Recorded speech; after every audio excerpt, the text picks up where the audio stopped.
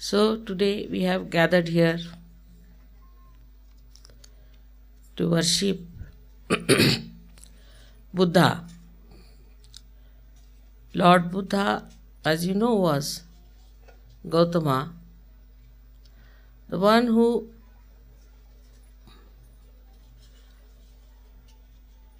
was born in a royal family. And then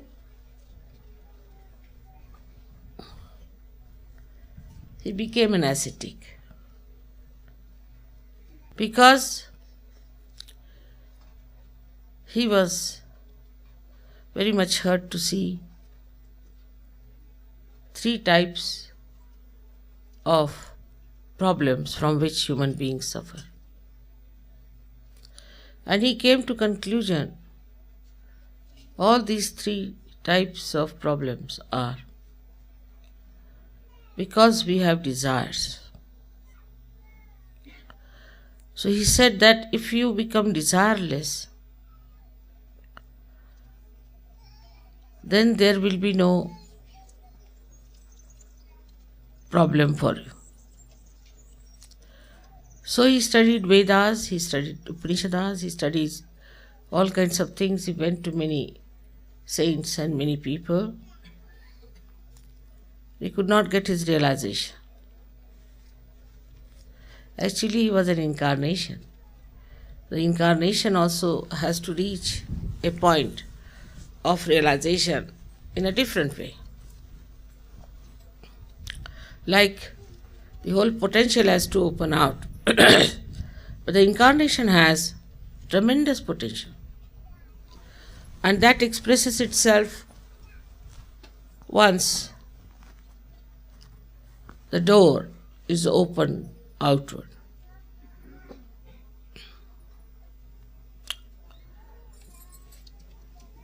Buddha realized the greatest problem of human beings is his ego.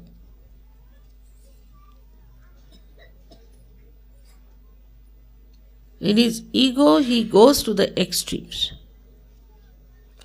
from one end to another. And so he worked throughout on the Pingala Nadi for us and stationed himself on our ego to control it. If you see on the Agya Chakra, if in the center is Christ, we have on the left Buddha and on the right is Mahavira. All of them are called as lords because they are rulers of these three areas. Now this area of Agya is the area of tapas, is of penance. Because they have done penance for us, we don't have to do any penance. They have done for us everything that is possible. That's how the Sahajogis don't have to do any penance. They are in a beautiful place, having a nice vibrations. They don't have to go in the jungles, run away from the society and hide themselves in a place where there could be scorpions, could be snakes, could be tigers, could be any danger to life.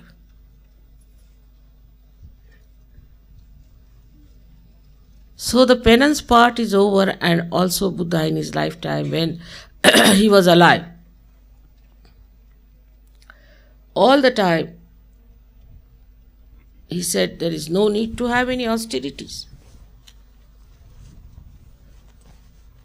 There's no need to have any austerities at all. If you read Buddha, his early teachings, then you will be surprised that he said there should be no austerities. He himself went through austerities. But that was the time, Samayachar was time, where they needed people who would go all out to do the propagation of his ideas. So most of them took to a kind of a life, but he never believed in any austerities. Moreover, he was not a vegetarian. He died because once he went to a village and he was hungry, and he asked one of the hunters, we call them as kiratas, that I would like to eat now and I have to go for my work. He said that this morning I have killed a wild boar, but it must take some time, otherwise it's very hot blood. He said, doesn't matter.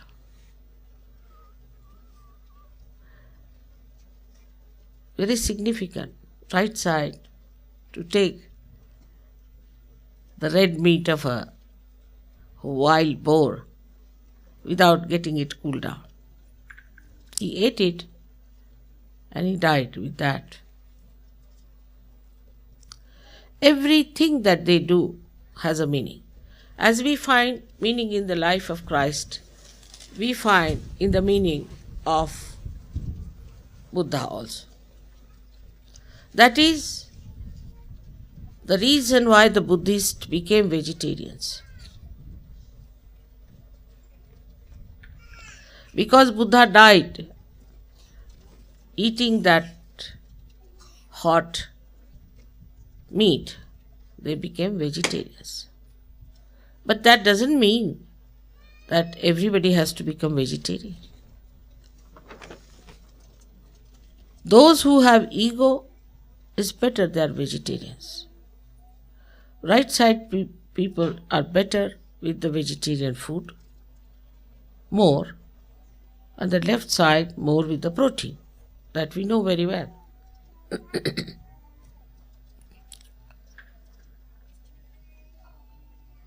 So he tried to control the people who were with him in a way which was very loving and affectionate. But what was the accent in his message is to be understood. There was one boy who came to him and asked him that, sir, will you initiate me into Buddhism? It was not Ism that time. Will you initiate me? He said, my child, only the Brahmins can be initiated, meaning the realized souls. What is your birth? He said, sir, I don't know my birth. So went back to his mother and asked, what is my birth, mother? Who was my father? She said, my child, I was a very poor woman and I didn't know how to exist. So I had many lots. I lived. And I don't know who is your father. You don't know my father? He said, no. So he went to Buddha and Lord asked him, now who is your father? What is your caste? He said, sir, I have no caste because my mother told me that she had many lords and she doesn't know from where I am born, so I don't know my father.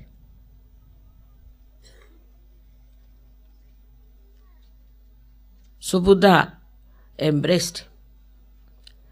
He said, you are the Brahmin because you have told the truth.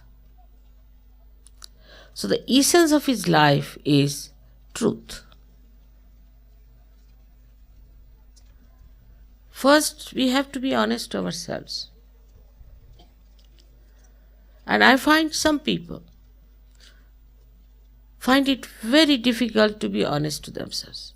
They know how to escape the truth. They know how to manage. To get out of it, they'll give some argument or they'll give some explanations. Whom are you giving explanation to? Yourself only. Your spirit is residing within you, which is enlightened. in your attention. And now, whom are you explaining? To your own spirit.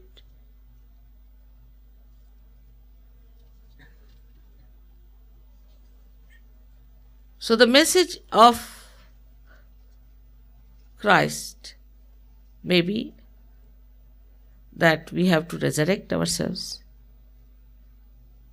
But what about resurrection? That you have to be very honest to yourself, first thing. First and foremost thing, to know that your caste is a Brahmin. That you know the Brahma, you know the all-pervading power, you have felt it. You are the real Brahmins. And as real Brahmins, you have to be Spartan. I mean, in India, say we have a Brahmin. They may not be real Brahmins, but born in a Brahmin family. There may have been forefathers, might have been Brahmins or something like that. They call themselves Brahmins, all right. So what is their speciality? At 4 o'clock in the morning, they'll get up. All the Brahmins. That's how you can make out a Brahmin. I am also a Brahmin that way. Then they'll have their bath, clean themselves completely, and sit down for prayers or pujas or maybe meditation. That's how you make out a Brahmin. Though they are not Brahmins, but the tradition. While say a Shudra in India, he'll get up at 9 o'clock. In tradition, wear dirty clothes, put his hands in his mouth, will be a lousy fellow, surrounded by rubbish. He cannot even feel the smell of the filth. Because they have been doing that kind of work. Traditionally, they are not. There are many Brahmins we have found out now who are really born in a Shudra's families. So actually in the Shudra's families as such, it's not by birth but by their aptitude, by their jati, they are Brahmins. But traditionally is accepted in their society. Their hair will be disheveled. You can immediately make out. No oil in the hair, first point. No oil in the hair are all disheveled. Secondly, they are not bothered about sex life.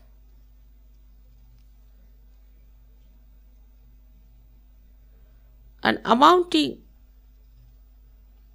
to the Rakshasas. It's only the Rakshasas who get interested in women, look at women and all that. Actually, according to Puranas, I'm sorry to say, is a quality of Rakshasas. Because when there was the churning, the Manthana took place. And Ambrosa came out of the sea.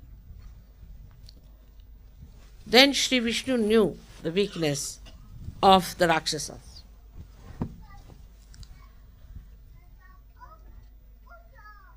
They had taken the Kumbha, the pitcher of the Ambrosa, by force, the Rakshasas, because they were more powerful, more egotistical, they could cunning. So they managed with the Devas and took away. And they were about to drink it. So Shri Vishnu knew that weakness of Rakshasas. So he dressed up like a lady, Mohini. Called himself Mohini. Mohini means the one which attracts you by your dress, figure, all this kind of nonsense. And immediately all the Rakshasas fell for her.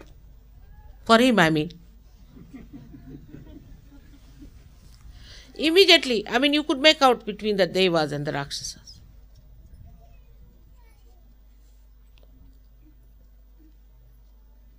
But say in Greece, they have made Devas into Rakshasas.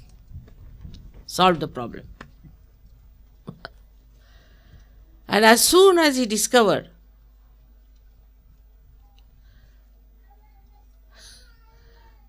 that one of them had taken something, it said so in mythology, he went and giggled. And being a Rakshasa, I liked a lady giggled at him and then tried to tickle. Rakshasa, very proud, a beautiful woman coming and tickling me. Oh.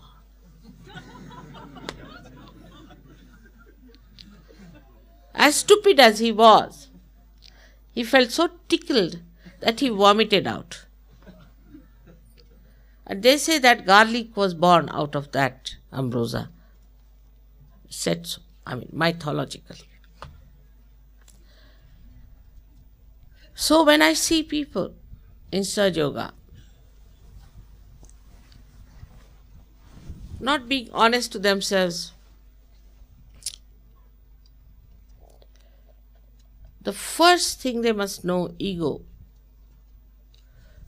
is a very, very cunning stuff.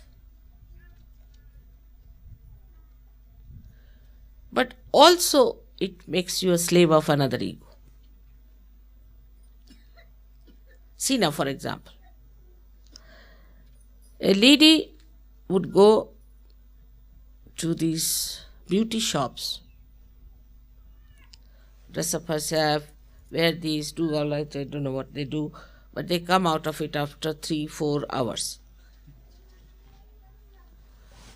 And look the same to me. I don't know how much money they empty out. But it's something surprising that the hair is cut this time in a different way. So you ask, why did you cut it this way now? That's the fashion. That means you don't have your own ideas. You don't have your own concept. Whatever is the fashion, you just do it. You don't understand also that this is good for you or not.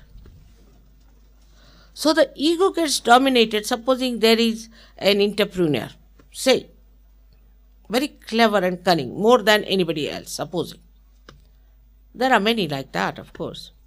Now he says that you can put a jam tin on your head and tie up your hair like this, and you look very fine.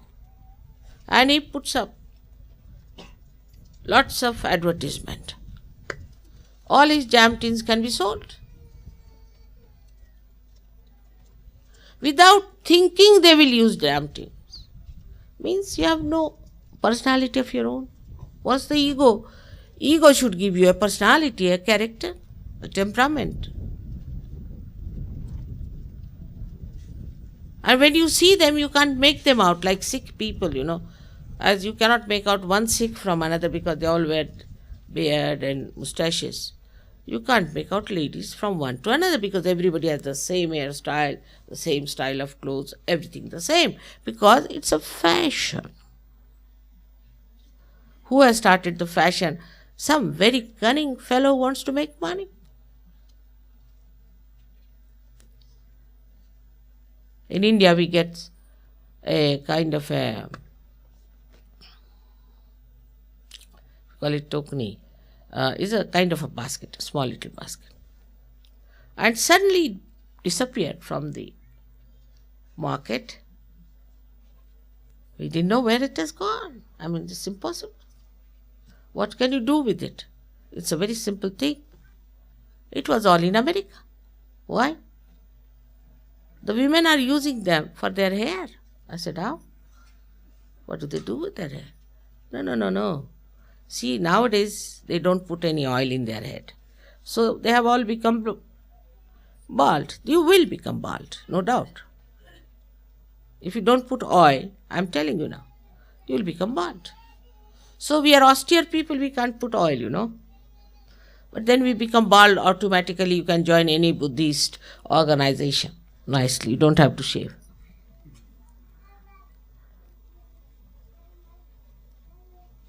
So they say that we have become bald now, so we have to have something. So they put those baskets, and on top of that they put what you call them wigs. Wonderful. But why?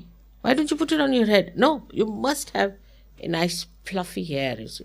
For what? But that's the fashion. One day, one lady talking to me, her basket fell down and came down also the wig. And that's how I discovered.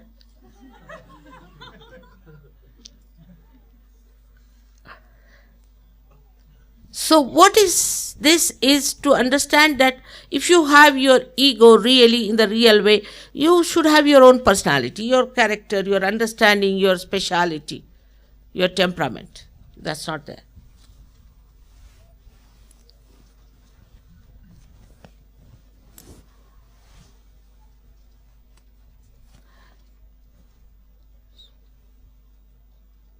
What did Buddha do? He said, get rid of everything, your hair, even your eyelashes, anything that can be shaved off, hands, feet, everything shaved off. Imagine if you are following Buddhism, what would have happened to us? And he said, all right, just wear a kashaya, means saffron clothes. Come with the saffron clothes, with everything shaved. And the ladies could wear only 2 dresses. One on the blouse and one a sari. That's all. No petticoats, nothing. Whether you are a queen or whether you are a sweepress. All of them should look alike. So no fashion anymore.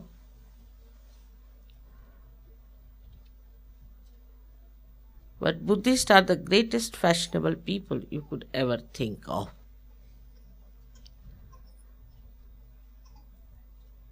If you go to Japan, you'll go mad if you see their fashions. But they're so artificial. I don't know where is Buddhism gone, where Buddha always praised people who were natural. All Buddhism is lost like this into a kind of a wilderness.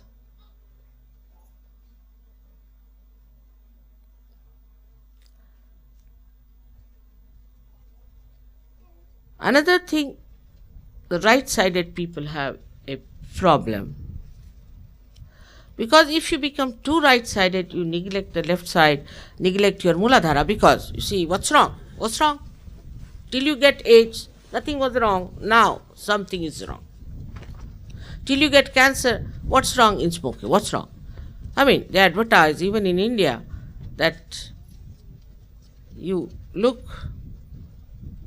really great if you have a cigar in your hand or a cigarette in your hand. You look like a chimney, but all right. So they pamper your ego by telling you all these things and you start doing it. And in that doing, you just forget that you are a stupid fool.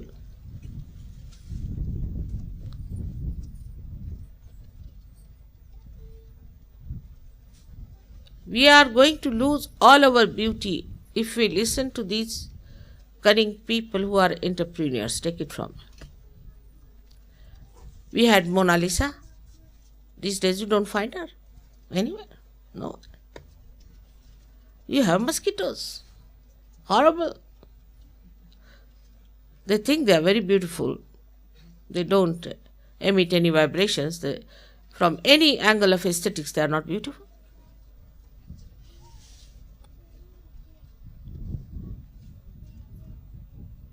And by the time they are 40 years, they look at least 80. So, what has happened is that we are playing into the hands of our ego and our Muladhara is lost. Muladhara is the brake, is like a brake. The right side is the accelerator and the left is the Muladhara, which is the brake. What's wrong?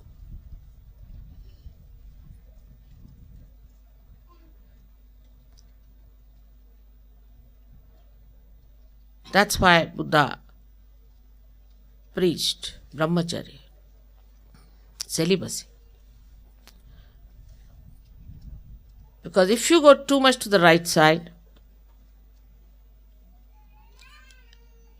now there are many complications. I can hear them for many people, that those who are overactive can't produce children. First, what's wrong?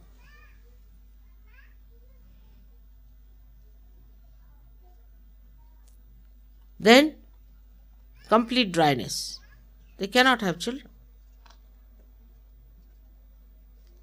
And if they have children by chance, may turn out to be Rakshasas only. So, too much asceticism can take you too much to the right. That's why Buddha said no asceticism is needed. He said it, though he had people around him whom he looked after, saw to it that they were celibate people, and he is the one who gave them balance and managed them. So once you start going on the right side, you end up automatically like a cabbage. Automatic. You cannot produce children. You cannot live long. Like taking cocaine, you can say. You speed up very much, you become very speedy. And you have to really, to live with them is so difficult, very difficult. Because they move with the speed of a jet and I move with the speed of an elephant. I just look at them going, coming, going, come. I don't know how to relate. So to curb this ego, we have to worship Buddha. We have to worship Buddha. But the first principle is to respect your chastity. To respect Buddha means to respect your chastity. You don't have to give up your wife as you have given, unless and until they are horrid. Don't have to give up your husband. All of them were without wives. Buddha had a wife, he gave her up. Mahavira had no wife, Christ was never married. But in Sahaja Yoga you do marry. You have children, no doubt. And as we were saying, that with ego we become, in a way, very much involved into ourselves. So we can say there are three types of people in this world. One, who are not bothered about others.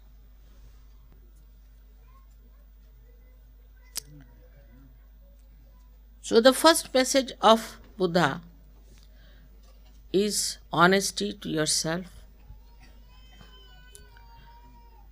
And the first area where one has to see the honesty is in your chastity.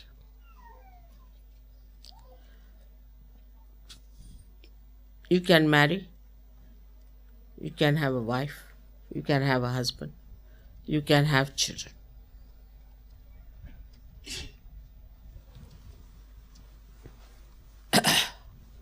So this ego which was first there, creates one type of a person. The person who is just involved into himself. His ambition, his projects, his jobs, his wife, at the most, or his children, his house, his car, maybe his horse, maybe his dog. At the most, if he could extend. Otherwise, if you tell such a person, I'm rather, say, worried about someone, that person will tell me, see, you have done your duty. Now, if that person doesn't want to do it, why should you worry? You should be happy. But how can I be happy? I'm not your type. And such a person also will say that this is my house.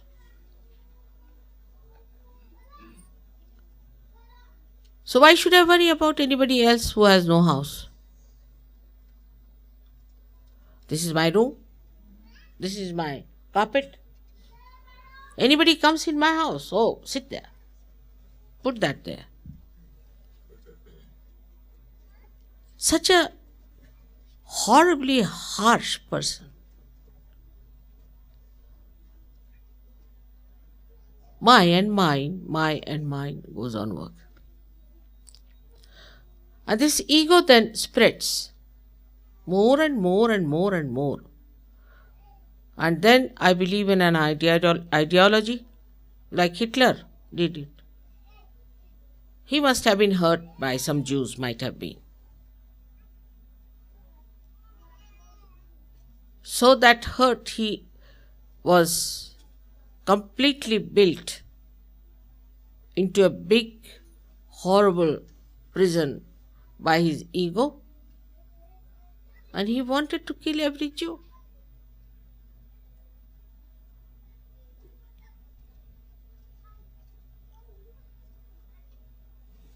So this kind of a person that is so involved into himself. I, me, mine, and I am the best. Everybody is a stupid fool. I am the most intelligent. I am the cleverest. I know everything. Like a saying, I was coming by the road and I saw a dacoit. So I ran up to the tree and hid myself. What a great person I am. Then the dacoit came and he threatened me. So I gave away everything to him. What a great person I am. Then the dacoit came and he took away my wife. What a great person I am. Certificate. And he is very happy. Everybody is tired of such a person. Everybody is unhappy of such a person. No one likes. If such a person is coming from this side, most of them will run away from that's coming. We have in India some people of that kind. In every city, well known. Everybody knows them. So now in the morning, people go out for a walk in a garden and they see such a person coming from that side. Oh God, today we will not have our food. I said, why? Most inauspicious person we met today was this one.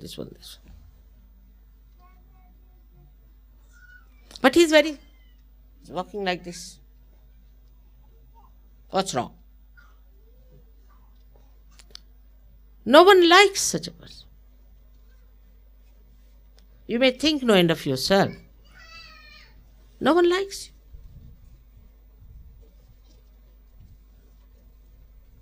Countries after countries there have been people. Such a collective nonsense it is.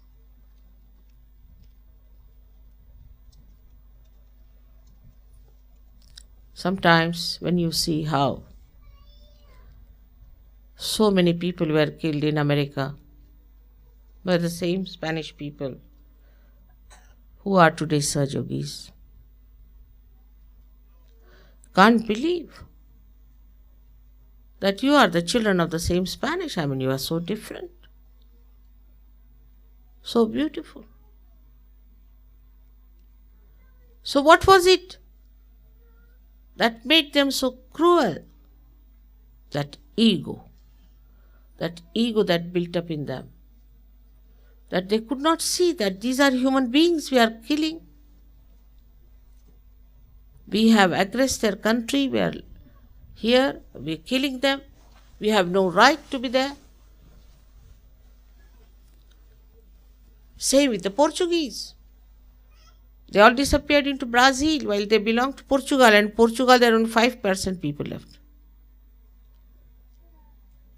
They are not bothered about Portugal, which is very, very poor. Same thing with the Spanish. Those who went to America, so what? We earned our own America, we are here, we have done this, we have done that, we have killed so many people. The Spanish have not killed anyone, so why look after the Spanish?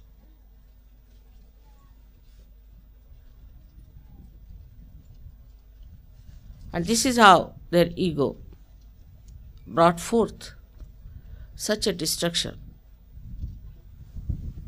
When I went to Colombia first time, I don't know, one gentleman knew about me. He asked me, "Mother, are you the one who is known to be a spiritual leader?" I said, "Yes, I am." "So what?" He met me in a party. I was surprised he called me mother. So he said, "Can you bless our country with something that we can outwit these Americans? Let there be something from the nature. We have got wheat, we produce wheat here, and these people want to buy it at such a low price that we can't even maintain our families. It is so low price that we cannot really economically do it. We starve ourselves and sell this wheat to them." So now, in Colombia, that shanty town of Colombia, Bogota, now has become the most developed one. They all travel by first class. And Americans are taking cocaine and washing their feet.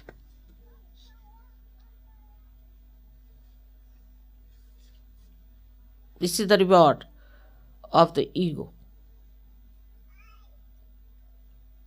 You have to pay the dividend. You have to pay for your ego. And very severely. Try any tricks with your ego. It boomerangs back to you. Of course, in Sahaja Yoga is the worst. It's the worst. I'm frightened to see somebody riding a horse. Please come down.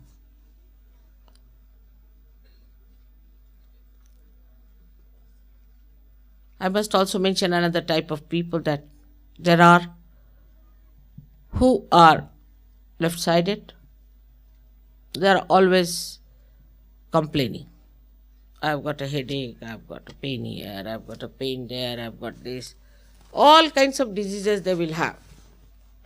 Like I read a book of Jerome that one fellow read. I hope you people are not in a hurry.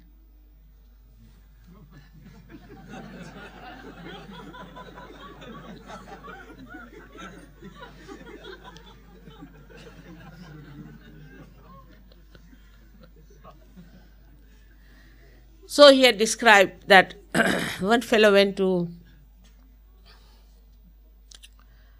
a doctor, and he said, "Sir, I have all the diseases that are described in Materia Medica, except for one, that is the housewife's knee." He said, "How is it you don't have that?" He said, "Because I am not a housewife." She said, how did you get all these diseases and how do you know? He said, because I read Materia Medica and I found all these diseases are with me. She said, all right, I'll give you medicine, but just now you don't take it. You have to go out from here about 5 miles and there you can take it. So he took the medicine, one in a piece of paper. He went there and he opened it one after another. And he found no medicine. But the last paper was there. On that it was written, you stupid fool, don't treat Materia Medica. Nothing is wrong with you.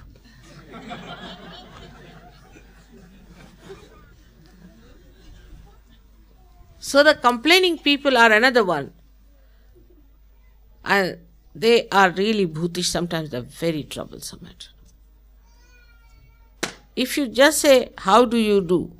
If I by mistake say, then there's a list of things.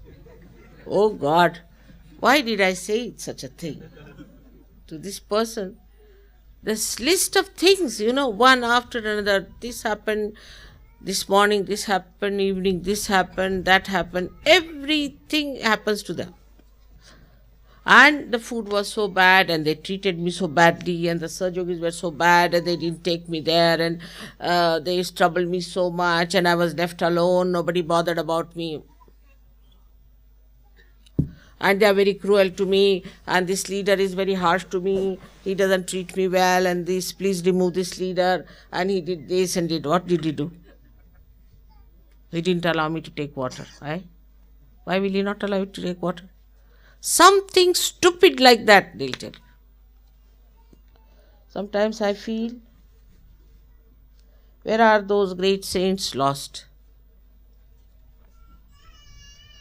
Who were the third type of people who didn't care for themselves and who were not involved in them, but they were involved in others, who were bothered about others. What's the trouble of another person? What is the trouble our leader is having?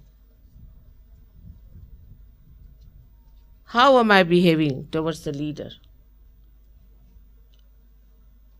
What am I doing to him? Am I of any help to him? Have I given realization to anyone? Have I given any money properly to him? Am I sensible, or I trouble him all the time and then I go on complaining to mother? These people can never be satisfied. One is over-satisfied, the another one is never satisfied. And the one who is in the center is least bothered to find out whether he is satisfied or not satisfied. He just wants to see the satisfaction of others.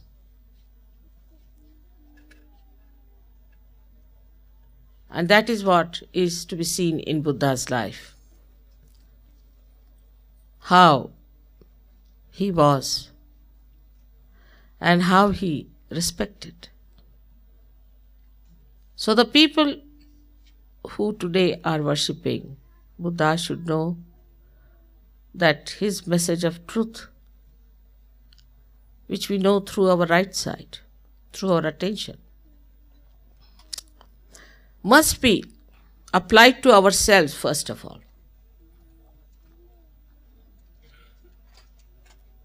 People will tell me, Mother, his vibrations are not all right. This house has no good vibration. That has no good vibrations. And the fellow himself is shaking before me, like this. And I say, what about your vibrations? Oh, I'm getting too much. But I'm also getting too much, so please.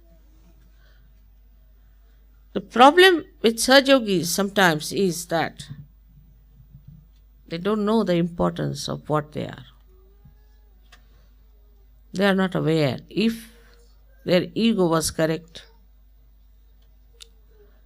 in that ahankara, ego, the essence of it is aham bhava, is that I am a Sahajogi. I am a Sahaja Yogi. Now keep the point of honesty with it. Honestly, I am a Sahaja Yogi and I am a follower of a religion which is a universal religion which is innately built myself. There's no hanky-panky about it. It's my experience and I believe in it fully. And it's innately within myself. This is the Aham Bhava. I don't know what is in the English language. It could be I-ness. I-ness. Then I am on this earth now. This life is for the work of God. And for that, I have to be a pure person. Because I belong to Vishwa Nirmal Dharma. I have to be pure. I have to achieve my purity through meditation, through every way, watching myself. I have to be a pure person. And if I am a Sahaja Yogi, if I am united with that all-pervading power of love, I should be the medium to give that love to others and compassion. I have no time for other things. Other things are of no value. My attention has to be pure. My life has to be pure. I say one thing, do another thing. I cheat myself morning till evening. Then I have no I-ness. I have no self-respect. If it is possible, why not manage something free? Say, if mother has a house, let's go and have some nice time there. After all, it's Nirmala house. So we can have something free. No self-respect. We let us save some money if possible here and there. No self-respect.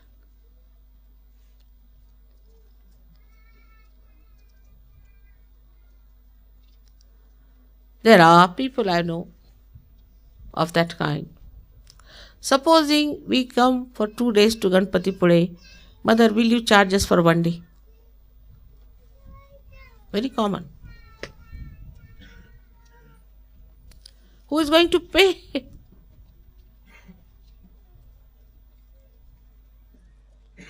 I have to pay. At least for my food, for my stay. I have to pay. It's not like Buddha's time when they had to give up their whole kingdom. Everything to Dhamma. Every pie, everything that they had, even their hair, I think. Everything to Dhamma. And just come absolutely bare.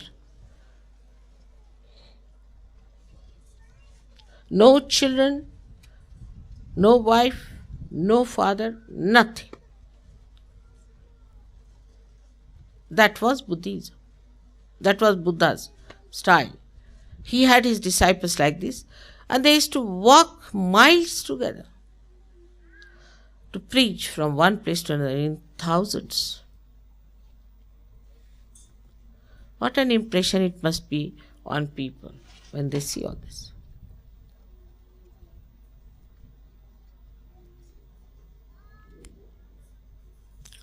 Today's puja is very important because I feel Western countries have gone off with their ego and they need Buddha very much.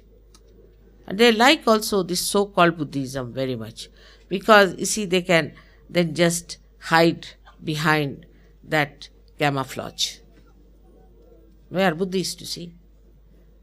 They'll worry about Afghanistan and they'll worry about Lama, they'll worry about all other people because, you see, we are Buddhist. But there's no truth in it. No truth. Sahaja Yogis have to establish that truth. That dedication. So, Buddha has said, Buddham Sharanam Gacchami. I bow to all those who are realized souls.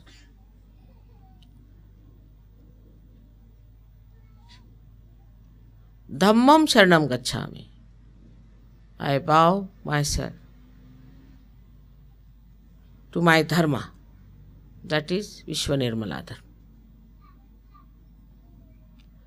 And then lastly is Sangham Sharanam Gacchami. I bow to collectivity. In these three things he has solved the problems of all three types of people, if you see that. First is the Buddham, the one who is a realized soul. All the realized souls are to be respected, to be surrendered to. I find one Sahaja talking about another Sahaja in a very funny manner, for nothing at all, no respect. Buddham Sharanam Gacchami. I surrender myself to all the Buddhas. Now there are 8, I counted, but we have so many. All Buddhas sitting here. Those who have known, those who are Gnostics, who are Vidas, Vidvanas, are sitting before me. So I surrender myself to them, as he says, Buddham Sharanam Gacchami. You must respect every Sahaja, whether he is from the black race or a white race or a blue race, whether he is from Spain or from Italy or from India or from any other place, whether he is from Jew religion or from Islamic religion or any religion whatsoever, whether he is a legitimate child or illegitimate, whether he comes from aristocratic or a rich or royal family or from the poorest of poor,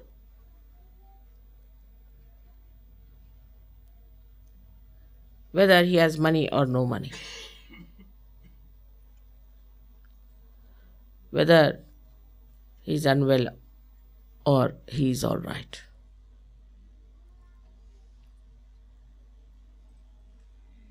Whether he had a very bad past. Everything has to be forgotten. The past. They are all Buddhas, and all the Buddhas must be respected and surrendered to their wishes. I mean, I surrender to your wishes all the time. I become now so desireless that I have to tell you that you better desire. Otherwise I am useless. I have no desires. As if my power of desire has gone into your heads and I have nothing left. So you have to desire. Then the Dhammam Sharanam Gacchami is very important. What have we done for Vishwa Nirmala Dharma?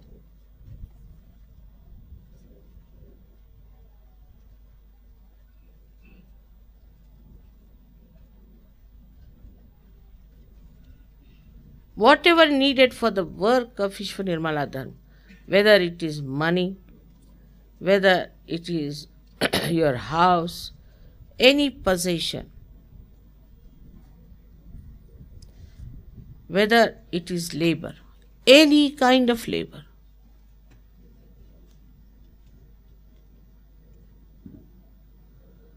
I see some people will do every sort of work.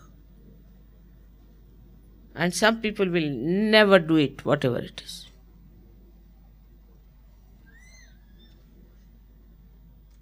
So we should really have a rostrum. For example, one day all the leaders must sweep.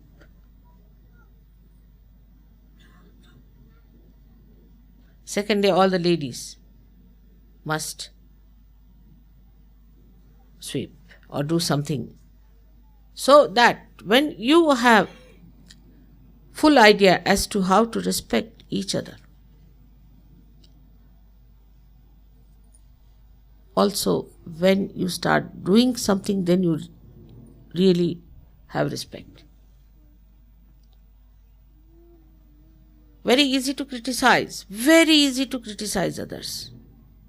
I have seen people who can't write 2 lines, can criticize Shakespeare, can criticize Tukarama, can criticize Ganeshwara. 2 lines of poetry you can't write. What are you criticizing? They can't paint even with one color, are criticizing this, criticizing that. I mean, how can you criticize anybody? The one who has given no realization to anyone, done nothing, is criticizing the leaders. But they have given realization to so many people.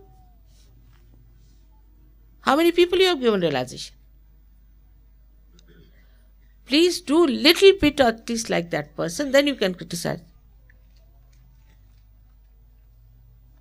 Everything is done through criticism. I think that is the worst thing that we can do to ourselves, because criticism only is the very depraved ego which takes to.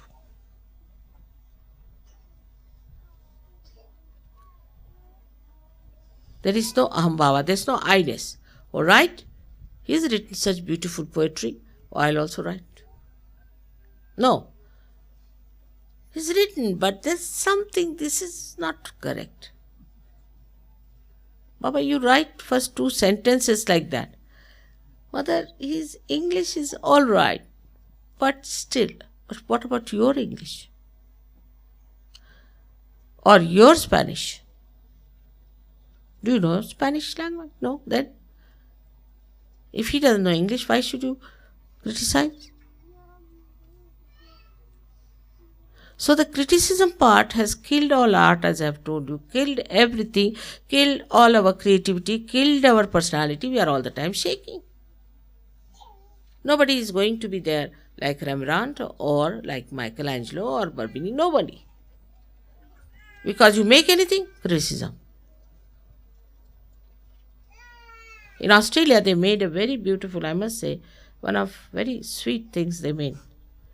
Like, you can call the ship with क्या कहते हैं? Sails, a building there for their opera. Even till today they are criticizing it. And whenever they have to give any picture of Australia, they give that picture. It's like they call Marie Antoinette. And if you have to go and see anything beautiful, you have to go and see a palace.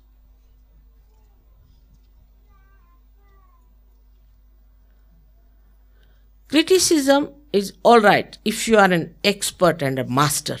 All right? A master has a right, of course. But you haven't got even the slightest of that art. How can you criticize? So this depravity of the ego, you can see in the life of Buddha, who was light, who was enlightenment, who was compassion, who was knowledge, who was joy. In his life, you see, he never criticized anyone.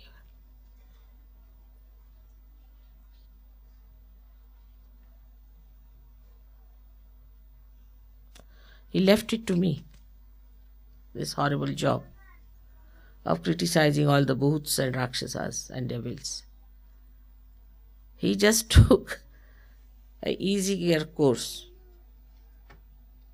Why to fight the wall? Leave it alone. I wish I could do that, but could not. I tried. First 3 years I tried. But you just can't help it. You have to fight it out.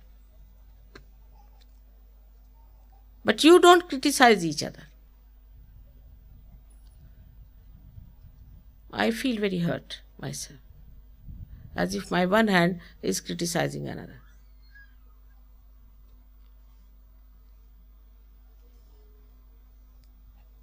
I can go on talking about Buddha for days together. There's no end to it. He's the one who has taught us so many beautiful things by his own life. And if we have to really imbibe his spirit within ourselves, we have to have that detachment.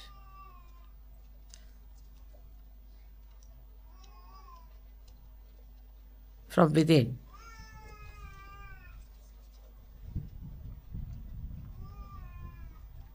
As every religion is ruined by the followers, Buddha, who said don't worship even, don't talk of God. He said don't talk of God, just talk of self-realization. First let them have self-realization. And don't worship anything. He said just don't worship, because he knew there was nothing to be worshipable. But they have got stupas, and they worship this, they worship that, and worship this, end to it. They said these are the teeth of Buddha. I mean, how can you have teeth of Buddha? I mean, when Buddha died, do you mean he took out his teeth or what? This is Buddha's teeth they are worshipping. There's no vibrations, I saw it, it was nothing. I can understand hair or nails, but his teeth are everywhere being worshipped. I know my Sahajogis cannot spoil much of Sahaja. If they do, they will lose their vibrations. So be careful on that. But with ego, I have seen people, even they lose their vibration. No, I'm alright. Oh, I'm getting all the vibration. I'm alright. And here is such a big... Befooling yourself is the job of ego. So be careful. I'm alright. Nothing wrong with me.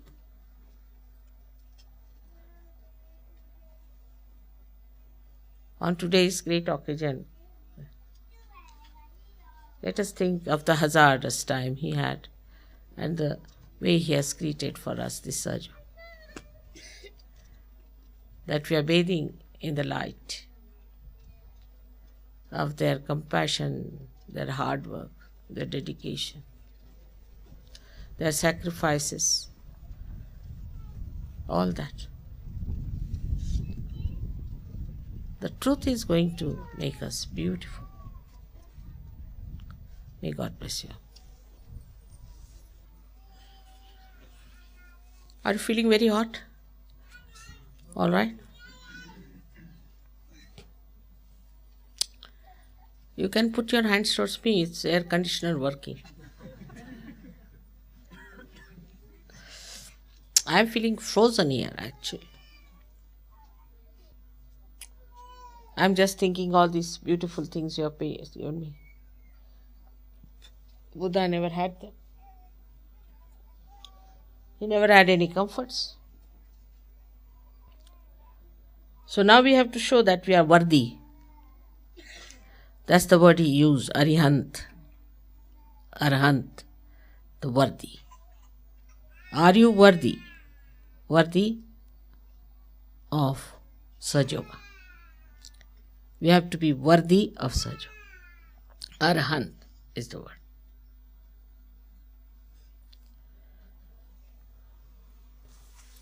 चलो पूजा का शुरू कर. Should we have the puja now? मेरे तो पैर बिल्कुल ठंडे हो गए. Talking about Buddha has cooled me down completely. एकदम बर्फ, ice. Put your hands like this, all of you, while doing the puja.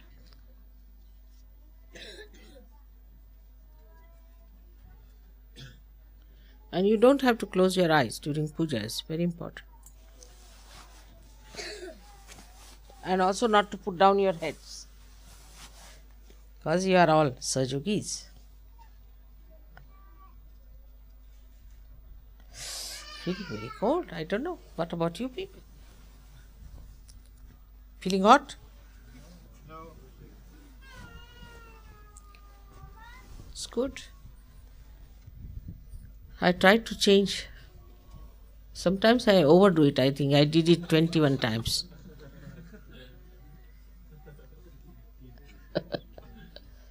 All right. So the puja should start with the Spanish people. Jose, come along. But you have no wife, but it's all right, doesn't matter.